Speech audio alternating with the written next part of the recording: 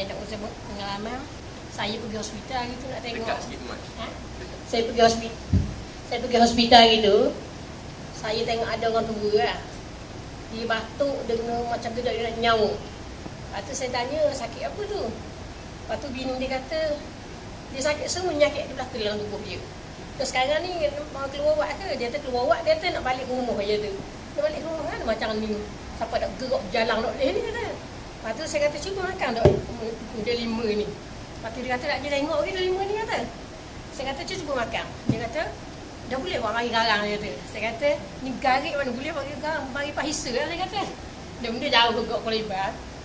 Lepas tu saya pun pergilah Isa.